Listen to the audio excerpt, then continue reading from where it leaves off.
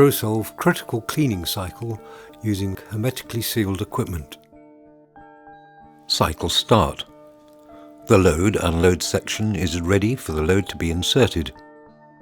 An exterior seal opens with the interior tank seal closed. The basket is then loaded onto the automatic lift.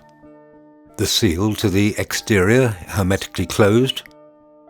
The tank seal then opens. Cleaning phase.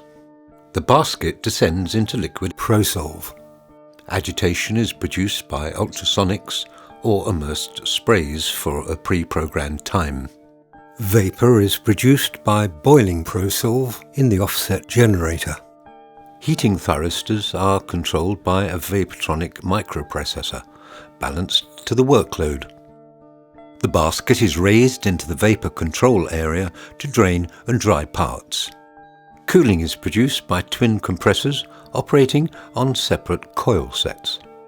The primary coil is for vapour control and condensate production, which occurs at 15 degrees Celsius.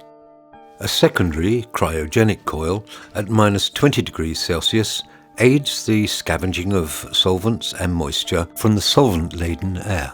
Condensate is passed through a cooled water separator to maintain solvent stability. Ventilation phase. The basket is raised into the load-unload ventilation area for solvent-in-air removal. The tank seal closes to isolate the solvent tank, and the fan is started, producing a vacuum in the ventilation section. Air is admitted to allow circulation through the carbon absorption-desorption system without spillage into the work area. Prosolv is recovered for recycling into the process. Cycle end. The exterior seal opens to allow removal of the basket.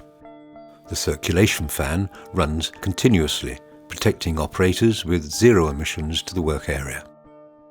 Solvent concentration is measured continuously by an embedded PID sensor until a preset level is reached. See the graph below.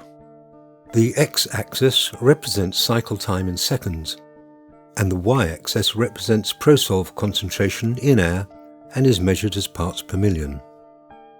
For more information about the critical cleaning cycle, please visit envirotech-europe.com.